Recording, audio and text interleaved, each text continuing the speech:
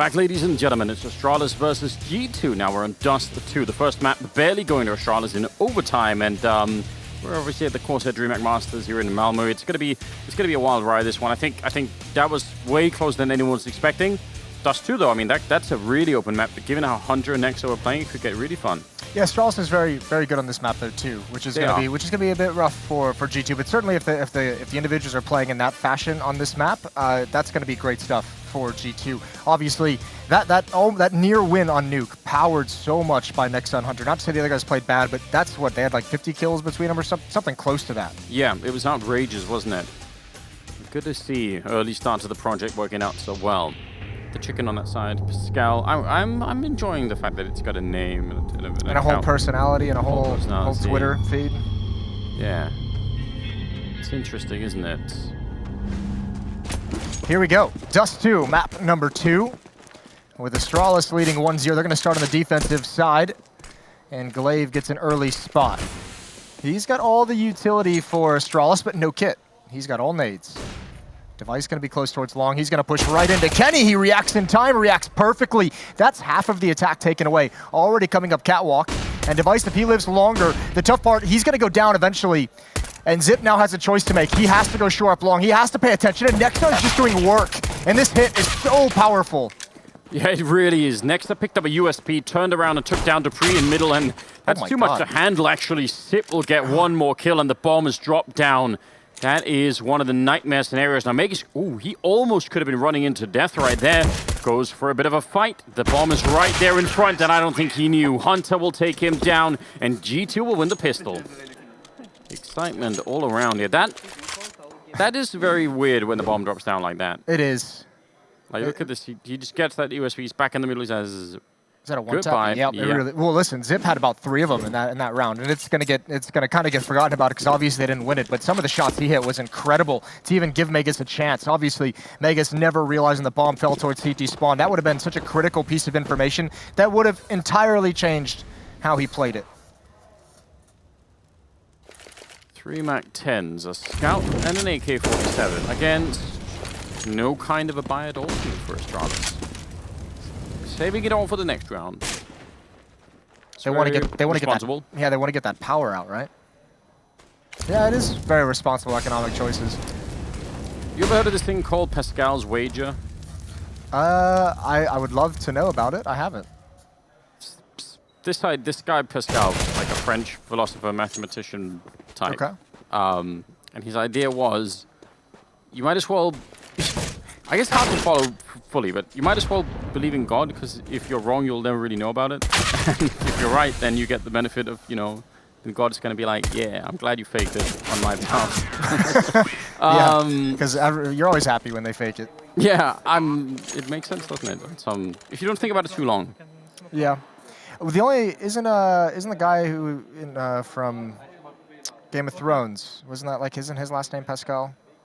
The guy who got destroyed by the mountain. I think it is. It's Oscar Pascal. It could be. That's the only Pascal I know. Okay. Well, you should get familiar with the other one. Yes. And he got his face taken off. Spoilers. Nexa completely blind. And Glaive is going to be chilling over at the car. No one turning that corner just yet. But long control towards G2. They have a lot of MAC-10s though, so it feels like long is not going to be the most powerful position for those to work. Now, if they can get that smoke wall set up, if they can cross and use those to attack the bomb site, it could spin. And Kenny has with just a scout to kind of protect them, but everyone's falling away, maybe because of those MAC-10s. How do you get a MAC-10 close on a map like Dust2 against all of these M4s? The nice thing is the round where Astralis does not have the AUGs, the AWPs, or any of the Kriegs picked up or anything like that, so not a whole lot of aggressive peeking in towards middle or anything like that at the long range. It's just this scout, this duel towards long, and actually M4's been more than happy to challenge that. Just through the smoke, not connecting with anything, and G2's going to come right back to long. This will be a split up catwalk, but Astralis is reading it the whole way. The problem is, so many of their players on the low ground and out in the open. This can be dangerous for the defense. This could collapse very quickly after the first kill. Now the MAC-10s are close. Oh, a turnaround and a team kill. That was Dupree and CT spawn. I think Sip was going to go down anyway. Device burning to the fire of Nexa. And now Dupree, that's a great follow-up headshot, trying to save his team. That would have made a huge difference. If they got Dupree already, that would be it. Next, it goes down to Magisk, and now it's Kenny with that scout from earlier in a 1 versus 2. Dupree's already got the triple. He's being boosted up, and they don't have any smokes to block off Kenny, so he may have a shot at it. It's going to be a slim one. He misses the first opportunity, and now they're behind the box, shooting through. It does nearly no damage. He's chipping away at him. It's such a long defuse, but it won't matter. They're back on it again, and Magisk will get the kill, and they're going to win the round. What? That scout did like 3 damage every time to Dupree. That Dupree just had an incredible round. 3 kills, even with the team kill in there, it doesn't even matter. He was even pinned down in elevator with the flames at his feet. He could not move a single bit, and he still adds 1 more kill onto it. Look at this. Afterwards, he just has to sit here. Those flames never spread to reach him, and that's got to be frustrating. What a hold from Dupree. But Kenny's upgraded to the AWP. Yeah, you love to see that. Always a lot of fun. Kenny's just been, he's been at a high level recently, which I think is just going to make everybody happy. He has been, and he's been very vocal about having to kind of, you know, get back to that level and how much he's had to work to kind of change his gameplay a little bit. Obviously can't be the old Kenny that we all know from 2015. Yeah, but I'm happy if it's in this version. I think it's still so much fun to watch. He's so quick. Play flashed in by Device. Hunter never really saw it coming. The follow-up grenade, that's devastating. Some classic Astralis stuff, isn't it? That's a beautiful sequence. And Glaive even transitioning over towards long now. Hold a different part of the map. Next to Kenny S, rotating back towards the long cave to challenge against him. Only 2 defenders at this A bomb site. And Device is going to be hard-pressed to come support Glaive. I'm not sure if it's even possible. No flashbangs to throw in his favor. Just 1 smoke. You might want to put that on Catwalk and join Glaive over towards long, but it's a bit late for that. It's going to be all on Glaive. Yeah, but if he gets even 1 kill here, that's going to be huge, isn't it? Next is the one clearing out the early part, while Kenny's holding the corner, and the bomb is up at Catwalk. They're throwing smokes in the middle like they're going for a B-split. We can see they're obviously not, but winning those fights, I think that's everything. The Molotov down on front of the bomb up here as well. This is a flawless round so far. Only Glaive going down, and Kenny had to stand in the fire for, well, nearly 100 damage. I mean, you want to talk about how confident Astralis is in different setups. That is, one of those frags was teamwork. That opening kill was Device flashing Glaive for the peak on Catwalk. Everything was from there was Device individually winning a 1-on-2 on Catwalk and Glaive individually winning a 1-on-2 at long. That's a great setup. I mean, you can see the power. The teamwork's there. The plan is there when you're grouped up with your teammate, but also the individual skill shining out as well later on in the round. I did like the idea for G2 to try and pretend that they were doing a B-split, because sometimes that will force somebody out of position a little bit and maybe force a rotation. Grenade, yeah. He jumped right into that. Yeah, didn't he? Try to catch it. Not advisable. Worst game of hot potato ever. Nice shot from Device. He knows there's 1 more. He's got to be careful from beneath, but he's got an M4 to keep some space between them. There's the flashbang. Device doesn't turn away. A nice leg shot onto Almanek. Follow-up through the door does not land either, and that one does, right to the head of Jax. And the bomb is dropped on Catwalk. They've got to go back to retrieve it. This round's essentially over.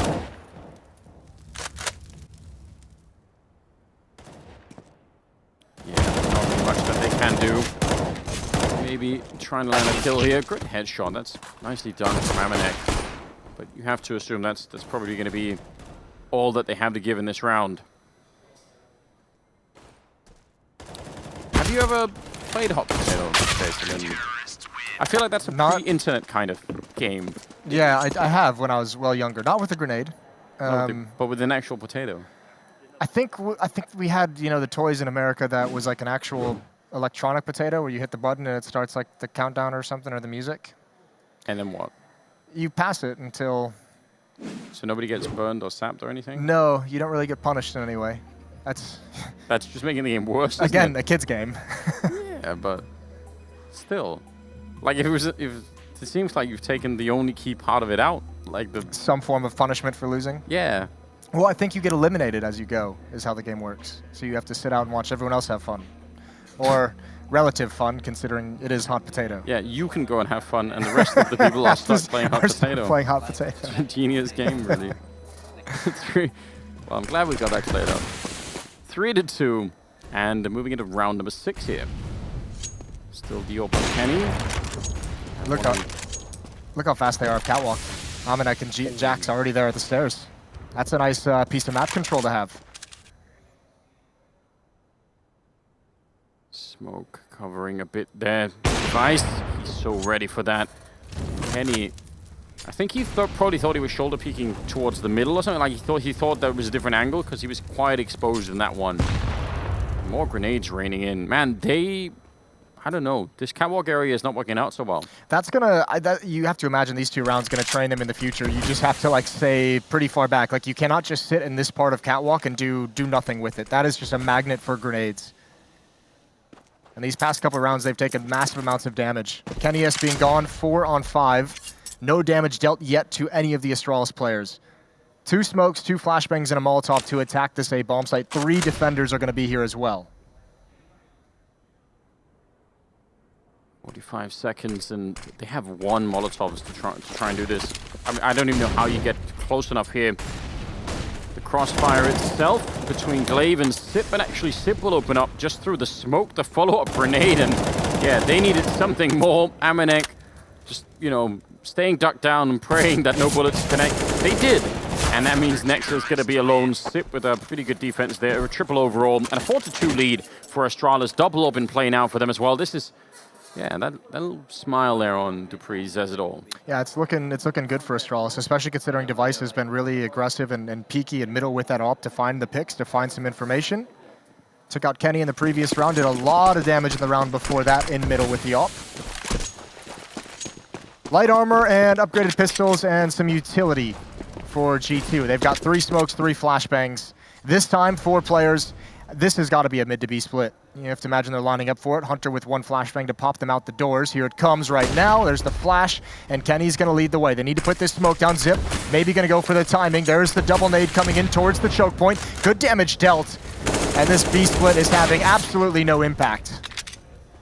It's so much better, isn't it, if somebody's holding close in middle so they get pop flashed the first time around, but I think Sip's so far back there, they couldn't even really catch him. Nice attempt from Hunter. You have to appreciate the try there, but all they get is the kill on Sip, and yeah, that initial flashbang, they can't know that. There's no way for them to know if someone's holding close or deeper. But when they throw the grenade close and someone's deeper, it just gives the game away, and they don't get any kills for it. I think essentially the idea behind that strategy is we've had Device peeking us from far back. Let's try and punish him. If he's going to be doing that again, let's like kind of tell him that we're not afraid to pop flash that and just go right at him out the doors. And unfortunately, he's not there.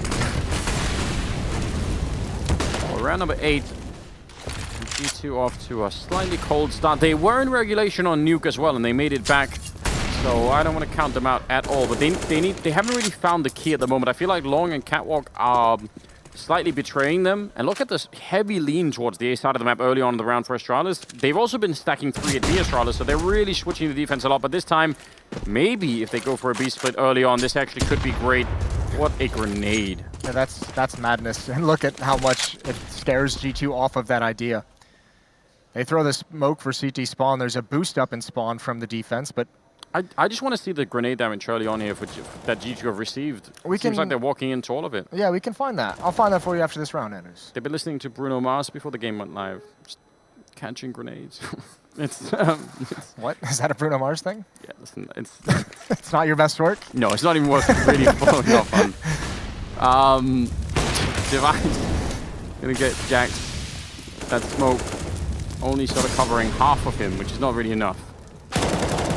You're never going to expect this angle from Zip after an AWP gets that first kill. Device finds one as well through the smokes, over the cover, and the flashbang it blinds Kenny. Device doing some fine work with the AWP, as we all know he can. 4 kills in the round and 6-2 in the favor of Astralis. That is, they're going to use timeout here on the G2 side. Next, they're calling it pretty quickly. That was a brilliant quad kill. He's got 12 and 3 at the moment. He's looking so sharp right now. So Zipnix and Glaive playing at the A bomb site have 490 utility damage between the 2 of them.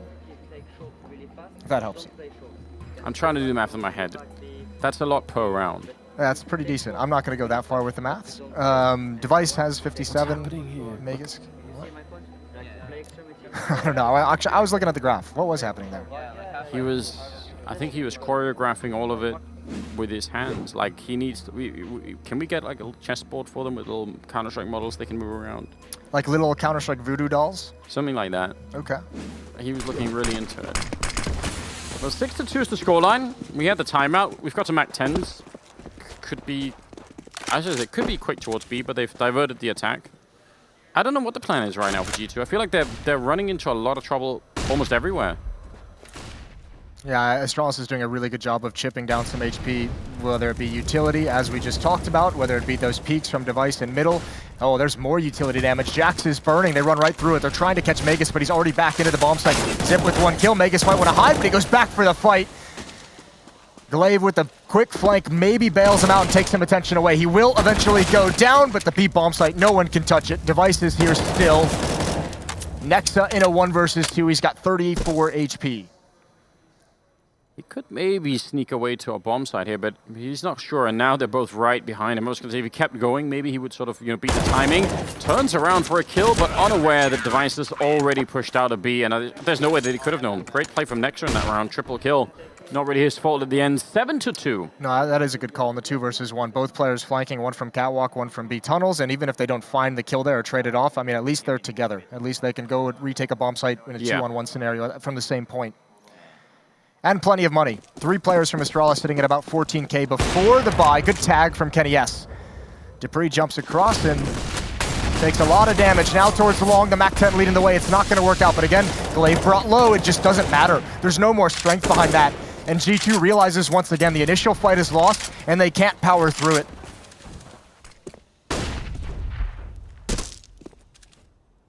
And they really are in a fair bit of trouble here. They've done some good damage, and now Kenny going to be taking down Magus. That is an opening back into the round here. And that was on the B side, so they want to be pretty quick about this. That's a quick call coming out now from the T side. The flank, though, from Glaive is even faster, and he's not seeing anybody here. So they might even know by now. There's a Molotov blocking this for now, so they're buying time for themselves. And now Dupree, tagged earlier. Oh, wow, that flank from Glaive is coming in really quick, and he knows they're all coming through this tunnel for sure. The Molotov, he's going to try and put it out. Tip is going to be there as well. This is an incredible defense put up by Astralis, not just in terms of the individual shots coming out, but just the information. Glaive calling it in, the Molotov to slow them down, and everything else working on top. Device will take down Hunter, and an 8-2 scoreline here. That's a crazy round out of Astralis. Well, it looked like G2 was going to go up Catwalk and attack A until that kill on Magus in middle. And then they switched up because they realized he's one of the B defenders. He was coming out and rotating, so they felt like there was an opportunity with only one AWP there. Obviously, the checkmate play, to continue our chessboard analogy, is Glaive with that push out towards long. And I think that's when G2 realized when he gets that kill on Kenny S, they say, now we know why there's so much defense here. Again, running through the flames, and again, it's not going to work out for them. Glaive with the initial double kill, Zip going to add on top of it. And Glaive never even went down, and now G2 started to get picked apart and slaughtered.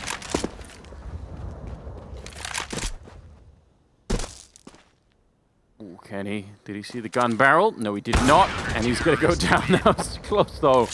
Oh, man. That was far away from working. It's a whole different concept that we have to come up with to explain how this worked out. Yeah, look at all the flashbangs that are coming out during this battle. You can understand why Glaive was able to survive it. It's just, I mean, it's as we talk about, it's a coin flip on who's getting blind and for how long. Regardless, 9-2 lead, and G2 is running out of rounds to make this a competitive map. But remember, on Nuke they were down 7-2. So not too much worse this time, and they were able to make a comeback to keep that competitive. So don't count them out just yet. It just looks like this double op setup for Astralis is just so strong at the moment. It's incredibly strong, and the thing that worries me is that it doesn't feel like G2 have found many weaknesses that they can exploit at this current moment. A lot of people around the corner. Device only needed an elbow. And now grenade follow-up. That's going to land right on top of the entire team. Again, the utility damage here for Astralis is kind of ridiculous. Hard to deal with all on its own. How long before you call a B rush? And just say, you know what? Back to basics, boys. Back to basics. There's a reason why, it's a meme, isn't there? Because at least in the past, at some point, it really works. So. Well, I mean, why not call it now? Let's see. You said he was okay. Yeah, you see? They're not even looking at his hands, though. Yeah, I think that's what's missing at the moment. He needs to have a chat with him afterwards. We'll let him know. Be like, listen, while you were doing this, no one's looking at your hand. So when you're pointing at the table... This is... I am loving this. He's like, this spot on the table right here is middle. He's holding from doors with all... It's okay, just Hunter is confused. Who can blame him? Obviously, a lot is going on. Kenny's saying, don't worry, you'll get used to it. none of us know what he's saying, but just if you nod, it's going to be fine. Welcome to French Counter-Strike.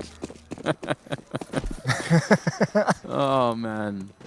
10-2, and 13th round is coming up. Kenny wants to take the fight, sitting inside of the fire, and that is absolutely worth it. 15 health lost for the 100 lost on Sip. Great math. Well, Device going to try and find the equalizer, looking towards middle, looking for someone to jump up on the boxes. He's going to get a chance on Kenny running with his knife out. That's perfect. The immediate trade, and again, aggression from Astralis to get information. They have control of Upper Dark. Megas can have the flank towards Lower Dark. If Jackson Hunter fall back from this position, it's the only part of the map where there's no information. Could trade it long, but he's just in a perfect spot. Yeah, he really is, and that's the bomb as well, making his way back. Dupree getting caught in the middle, but Megas coming out. We thought he was going to get the kill of the bomber top mid, but instead he walks in to take down Jackson Hunter in the middle, and Amanek now in a 1 versus 2. He's going to, I don't know, try and create a bit of a distraction. Could have run for it as well. It's hard to really judge him at this point. I mean, how do you know what's going on here? The smoke in the middle, they boosted up on the other side, and they dink him as he falls down. And the grenade almost chasing him back. He's now on 6 health. For a 1 versus 2. Yeah, but where do you go if you're Amanek? There's no good decisions. Back to T spawn. Yeah, with 6 HP, he's going to get spotted if not picked off by Device. We'll see Device's. Ooh, hello. It's got some entrapment level stuff going on. Ducking under everything. Yeah. He's missing the spandex a lot, but I was going to say that is quite a reference. I know. I was going to say, which one is he? Sean Connery or who's the actress in that? It's Angelina, isn't it? Is it? How could you forget? I am disappointed. If that's true. Oh no, he's run out of time. Yeah, he can't do it. So, speaking of entrapment. Yeah, he's going to be stuck on that bomb side, isn't he? Was it really Angelina? I was going to say like Halle Berry or something. I want to say. Okay. If not, maybe you know what? It is kind of been a while. Here's a movie that I didn't actually feel the need to rewatch. 11-2. We were both wrong. Oh dear, who is it? Catherine Zeta-Jones. Oh, messed it all up. Nice shot from Device. The ops still doing work. The aggression still doing work, and the nades obviously still going to be doing work. That's so much damage, and they're pincered from Upper Dark. This is just brutal. This is really Astralis just taking complete advantage of a team that is not even yet organized, and it just seems unfair. Yeah, we're going to need somebody to throw in the towel at some point here, because this is really getting absurd. They do have a great chance at it right now, but Glaive almost even taking down Amanek. He's just shooting half the time for the smoke in that fight, and that really, truly does seem unfair. They had a 3-on-3. They were going to be in the B bomb side. They could have got the bomb down. That was their big chance to find that 3rd round. Sip will end it, and now it's 12-2. And I don't know, this is more the Astralis that maybe, I think maybe we were expecting a bit. I don't think many other teams in this tournament would have hoped that they would have found this. It's group stage Astralis as well, so. Right, well, I think this is Astralis just saying we really need to take a nap. Why is the Vice got 20-3? He's had a mental game, and that's the thing, and that's what you can understand. We talk about it frequently. Some of these new lineups that don't quite have the organization and the protocols set down, the utility usage, especially of who's throwing what and the timings of everything. That's when Alpers just have field days. And as the scoreline has gotten wider, obviously everyone from Astralis is feeling more confident and more willing to take an aggressive peek and see what they can find. And obviously if you're 20-3, you feel like you can do no wrong. Grenade going to be fairly deep. Does land right on top of Kenny. They just can't do anything wrong, can they? Magus gets the kill, quickly traded, but also almost taking down Nexa. And now out at long, Sip and Device getting close to the corner. Normally, I would have said it's very dangerous if you're on the defensive side to try and take this fight. And maybe we're seeing why. Sip will pick up one. The flashbang's coming over. He's still going to be working a lot out there. And now it's Dupree alone in a 1 versus 2. Amanek, well, Hunter's done with the smoke. So actually, if Dupree was covering the crosshair, that could have been lethal for Amanek. But instead, he's going to make his way the long way around. And dupree's got full utility as well. The question is, can he get Almanac after the bomb plant? I don't know if Hunter's hurt him. It doesn't seem like it whatsoever. They've now moved back Hunter. I think now they have the indication. Some kind of intel was passed along or figured out. Ditching that AWP. Looks like Amanek is in a pretty good position up on top of the box, or at least close to it, to just take a spot down. Actually, he's not even looking for it. Grenade comes out. dupree, hard to use utility when you're in this kind of a position. They definitely hear him now.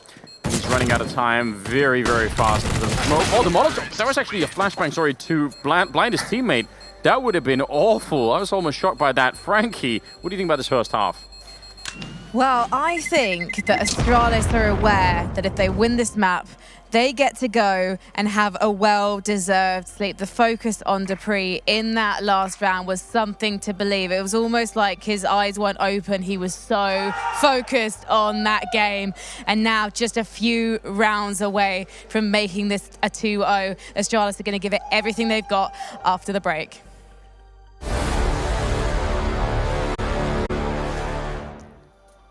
Welcome back. What a wonderful little break segment there with slow motion players. Forrest staring at the camera. That was great. Boomich making an appearance. Yes, well, you gotta love that. I like the music as well. I'll take Boomich set to relaxing classic music anytime. Maybe that could be a whole new kind of therapy. It's 12-3, and we're moving into the second half here with Astralis with a grotesque lead. I don't know how GQ could even dream of getting back into this. Magus, close range here, the P250. Oh dear, and missing all the shots. That is not how he wanted that to go.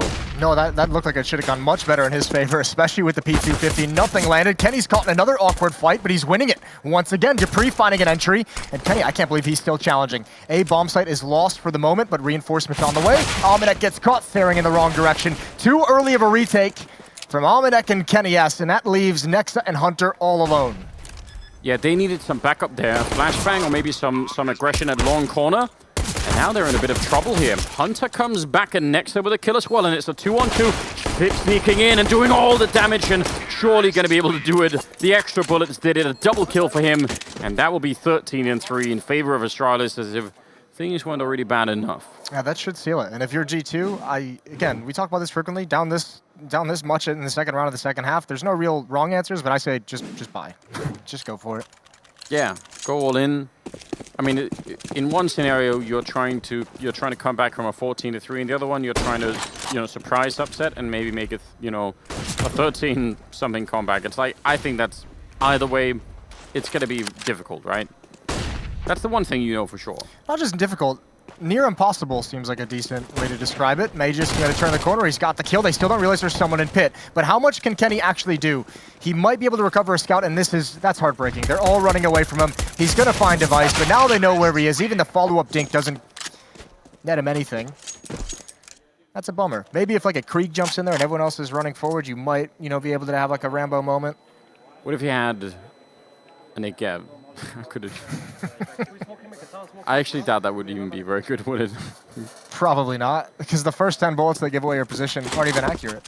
Yeah, it's not good. Device scoping down the middle, and now they've at least gone for the investment here. 14-3, the scoreline. Yeah, it would have to be an almost mythic comeback here for G2 if they were going to make it back to find a third map. Magus goes down in the middle. It's Hunter with that M4, but he's also low on health, and Glaive, ooh, that's going to give away the position a bit. He doesn't want anything to do with that fight. You can see him jumping over the smoke looking for information. Kenny's just missed the cross, and oh, that's incredible. Device has just stayed out of his sight line and takes his head clean off. Glaive in lower B. Nexus going to turn the corner. He goes down as well. Trying to get the bomb as close as possible, but can't quite make it all the way to catwalk. It was a very unimpressive throw, wasn't it? Well, yeah. I don't feel the need to criticize him after that one. No, that's not what we're here for. I'm just saying, if that wouldn't have been a three-pointer ever, would it use? No, I mean, I wouldn't have made it. But are Danes even good at basketball? Do you guys do that? No, I don't even know if we have a team. Probably. Like, you guys do handball. Handball, we've been pretty good at handball. How much throwing is there in handball? There's a lot of throwing. It's you know, one-handed throwing instead of, you know, a lot of the two-handed stuff.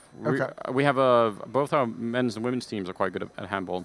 Is it because you're the only country that plays handball? No, there's lots of countries. I think it's like Serbia has an amazing handball team as well. Okay. It's kind of an interesting sport, but obviously not as popular as basketball, I guess. So, what can you do? Not much. You can just try and make it up to catwalk. That didn't even work. No, 15-3. Hop on device. SMG is being picked up. Scout on Kenny. Shotgun on Hunter. It's not the prettiest of buys. Taking some bullets down the middle. Device at long. Also, the fire actually doesn't spread far enough, so he's quite happy to sit here and wait. He's even got back up behind him. That smoke, I don't even know. No, the smoke was meant to go in towards the doors, but they mistimed it. There's a blind device, couldn't take the shot, so that's at least a nice win between Jax and Nexa, despite some of the missed utility. Yeah, they could actually turn this now. Device going down at long, and Kenny, I think, even tagged up a little bit there on this tip, so smoke will be dropped, and bomb plant happening on the other side. Oh, that's an auto shotgun at medium range. And Glaive does not make it out alive. Jax with the sneak in, and now it's on Sip, and that bomb is not really planted for him.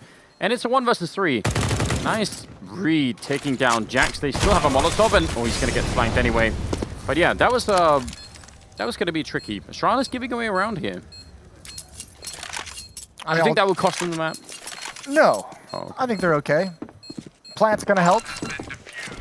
Plenty of money on the Astralis side as well. They're going to rebuy into it. But, I mean, more than anything, just a very nice hold at long, I thought. I mean, despite all the missed utility, even that Molotov turned the corner, and I think they saw Device already had the angle, and he was just like, screw this. I don't want to turn this corner the whole way. So Molotov misses. Smoke gets extinguished early, or the Molotov gets extinguished by the smoke early, so it doesn't plume inside. But the late flashbang was perfect. Yeah, it was. Flashed them both, so the Krieg went down, and Device couldn't even really re-peek, I think. There's another Molotov. They actually, did that one intentionally go into the corner? I guess it probably did. In case somebody tries to run through, then they're running into the fire. Yep. That makes sense. Deep smoke in towards the long cave as well. Kenny S with a nice shot. Returning the favor. They were dealing with that all in the first half from Device, who just never had any issues peeking up mid through the double doors whenever he wanted it. 4 on 5. Dupree really wanting that AWP. There are 3 players on Astralis with over 300 utility damage in this game. That's pretty outrageous considering that we've only really been playing 19 rounds, 20 of this one. So. To contrast that, the entire G2 team has, what is that? That is 54 utility damage across all 5 players. That seems so unreasonable. Yeah, because it's one of those. I guess it's like the accumulated effect of it, right? You don't always think that. I mean, I'm guessing even if you're G2 to some extent, you might be thinking like, oh yeah, I remember there was a couple of rounds where got hit by a 52 damage grenade. But if every other round it's happening to some of your teammates and you sort of combine that across all of it, that's a lot of rounds where you're playing with a fairly decent sized handicap there. Amanek all the way in the back, good position to be, but they do have Molotovs and he's standing right in his face. He stands up, but yeah, they just have to wait and he's going to be dead now. The question is, can Hunter secure this bomb site on his own? He's got no grenades, so he's just waiting for them, and they're going to be making the far jump over the bomb in the corner, and that's actually too far away. 10 seconds on the clock. I think the fact that the bomb drops back there means they almost can't do anything. They can't win at all, and you can see even G2 knows it. It was called out that the bomb was dropped at Car. Hunter most likely passing on that information, so G2 just back away from that B bomb site, preserve the weaponry. Nice round on defense. Even Amanek, just the Molotov comes in and he's like, oh, so I have to fight to the death here. So I just have to swing and fight till I die. It's that meme, isn't it? This is fine. The guy in the fire all around him. Yep, little dog. Poor Amanek. But it's better, isn't it, to at least get a kill and then have that be your fate? Especially with that much time left on the clock. Glaive gonna single-handedly take control of middle and catwalk. No resistance encountered from him. Bomb still out towards long. We saw this previously from Kenny. It almost happened twice. Device punished him last time. Glaive had a real chance there. It's not in his fate just yet. They double nade the catwalk and do no damage. Just to continue the contrast that we're doing between the utility usage. Yeah, exactly. Oh, he's back at the angle again. Felt the confidence, and he drops. You always wonder if that's intentional. Like, it sometimes feels like people do sort of mess that up a little bit. They've gotten very good at throwing that smoke to make it look like it was intentional. Yeah. Like, he's like, oh God, I mistakenly fell. Immediately pull out the smoke and throw it, so it looks planned. Don't want anyone seeing it. 55 seconds now. A flashbang over at long. Kenny and Jax are still there. This B split, if they take either Hunter or Amanek early in this fight, that could very well be the map and the series winning move. Glaive just pre-firing that angle. Amanek goes down quickly. No Molotov this time, but now Hunter last time, he saved them, and this time he almost does. The headshot on Sip, leaving him at 17 health, but can they make their way past? Oh, he escapes in 30 seconds. The bomb will be going down, and now it's a 2-1-3. Man lead here for G2, but it's the B bomb side, and we all know there could be a lot of trouble just trying to retake it. Dupree with the AWP, he is also very, very good with it, even though he's not the main AWPer, so I wouldn't rule him out as a potential threat here. Sip takes one. Dupree realizing there's one behind the box. They're running out of time. They have the kits on both players, but still, they need to get rid of this AWP. And up on the box, oh, Kenny, he sees just the shoulder, and that's going to be enough. A 6th round here with G2 and a really cool retake. Yeah, that was way earlier than Dupree expected. He was still looking in towards the halls, and that was the problem. Zip didn't have any backup for some time. He couldn't make a secondary peek after that first kill, so Dupree at the end, knowing he's kind of held at bay by Kenny, that Kenny has that angle, trying to bait out the peek. It's a couple times now. That B defense is holding up pretty strong, all things considered. Amanek and Hunter making it at least costly to take that B bomb site. Yeah, they really are. Even though you feel like if any one of them mess up even a little bit, then it's all game over at that point. Now just Deagles on the side of the Astralis team. Still seem to be strangely immune to grenades. Though, I don't know, you just need to get some good 1-deeks in this round. We all do love those. Well, Hunter gave him a chance. There's another nade towards Catwalk that does no damage. Dews. I can't save you from this. I feel like I just have to try and try and move on. No, just keep doing what you're doing. Can make some more Bruno Mars references if you want. Yeah, those have been great. Really I mean, well, the one you've had, I feel like you really nailed it. I didn't understand it, but I'm sure there's a couple Bruno Mars fans out there that appreciated it. Gotta hope not. It's Hunter up in the window, really quick with the M4. Beautiful follow-up as well. And Amanek standing his ground inside and not even worried about the middle. His teammates, well, a little bit, but his teammates actually did take care of all of it. So Device late to the party running through the tunnel. Looked like that could have been just a beautiful lineup. And again, mostly what we can hope for now is just some clean kills. Mostly for the cinematic effects. Not so much that he's going to actually win the round. 15-7. You are a believer yet? Can you give me the chances here, G2? No, I'm not a believer. Actually, I think Pascal was even like an early founder of probability theory. So maybe he could do the calculation of the chicken. I'm sure G2's loving this backstory that you're providing to the chicken. I know. Maybe this is like the simulation where he was reborn as a chicken. I won't rule that out. It very well could be. It's also obviously this is the material I've been researching for, for our broadcast. I wonder when we'll get into, I don't know, 16th century French philosophy, and then I'm ready. Been waiting so long for this moment, and you've really delivered. It's finally come. Yeah. Got at least 2 or 3 references. You're capitalizing on it. Oh man, you're a nerd. Molotov out towards Catwalk. Very quiet round from both teams. I think there's going to be a B-Halls push. It looks like Amanek and Hunter lining up to push into Upper Dark. They're going to meet up with Magisk. This timing is everything. Flashbang does not bother him, but it does. He did hide just very briefly from the flashbang. Even though he didn't get blind, it took his attention away. But that's the intel. A deep flashbang and 2 players swinging. Magisk has told them there's 3 players that just pushed into Upper Dark. Now is the go signal. Repeated flashbangs to force Kenny S off the angle, but he's still got 1 kill. Glaive goes down, and they're hesitant coming in, and Kenny's going to get more. Now he's got to look towards long. Zip going to turn the corner, finally puts him down. Still a chance here for Astralis, even if they're a man down. Look at Sip coming up from long. He's looking for more. He's going to get it as well. What a breakthrough. Now a quad kill on him. And Amanek is going to be wondering what just happened on that ramp, because they had the lineup. They were waiting for him. They knew, and now the bomb is down as well. And Amanek has to do it on his own. dupreeh inside of the site with the AWP.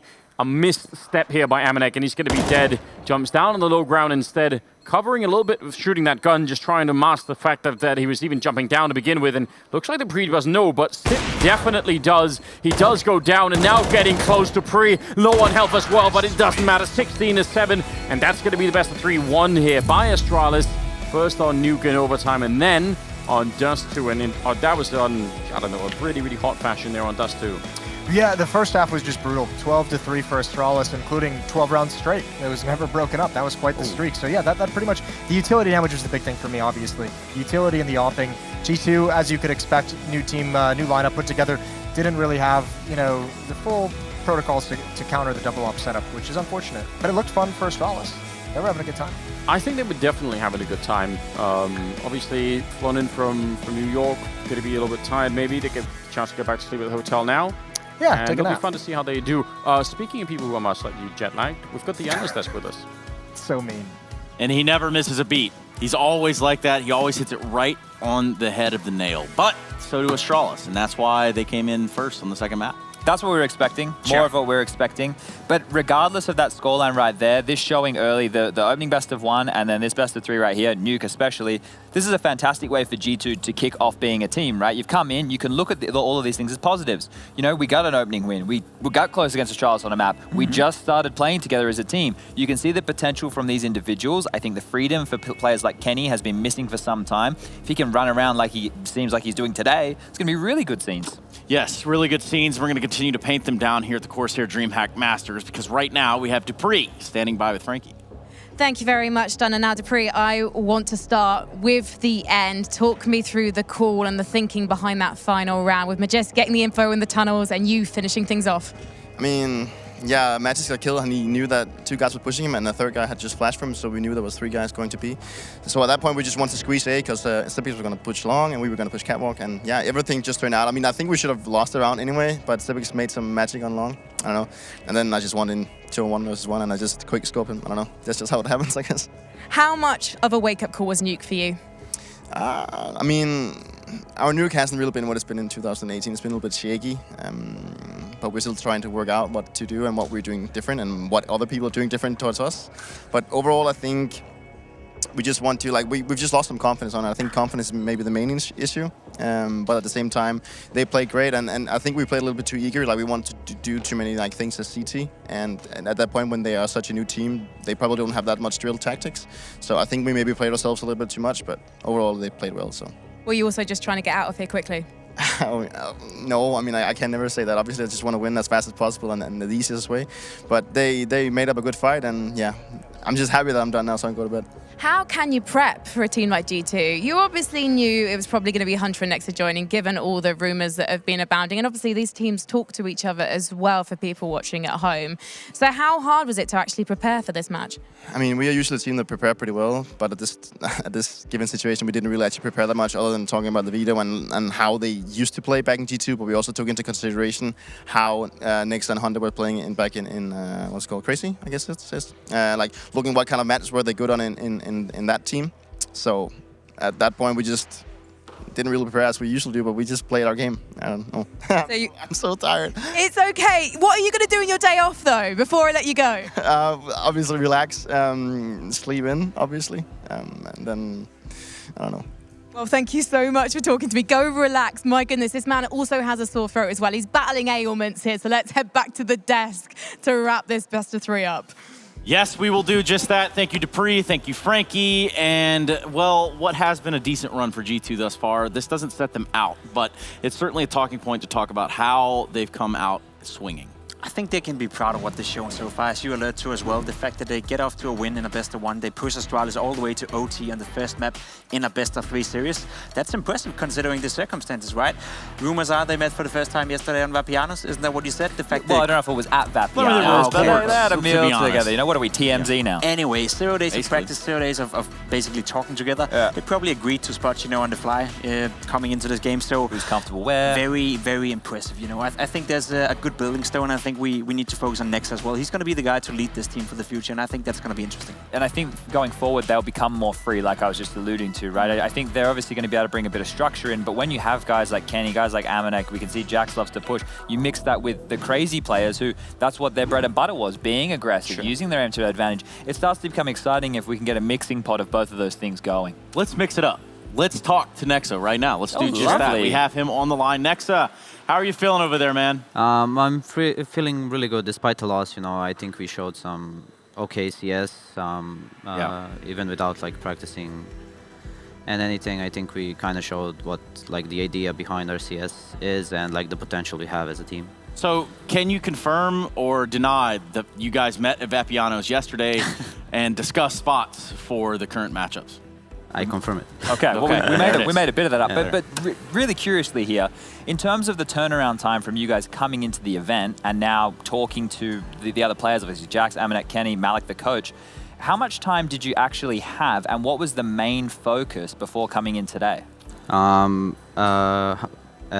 Regarding the time, we just me and Hunter, we met the players like when we came to Malmö.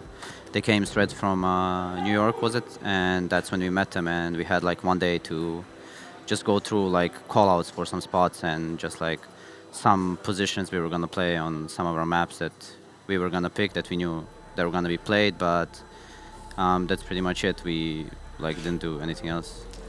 Talking big picture, I know it's a little bit rough to stand here after a loss against Astralis, and obviously you still have the tournament to play out, but big picture-wise for the future, where do you see this team going? Is G2 now going to become a top 5 team, or where is your like personal goal in that sense? Of course, the personal goal is always to be the #1, but I think long-term is that we definitely can work hard enough and we have enough skill to be a consistent top 5 team.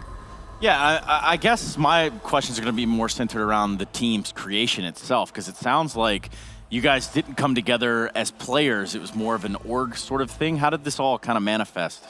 Well, I think after our Berlin run with Crazy, I think both me and Hunter felt like we hit like a ceiling, you know.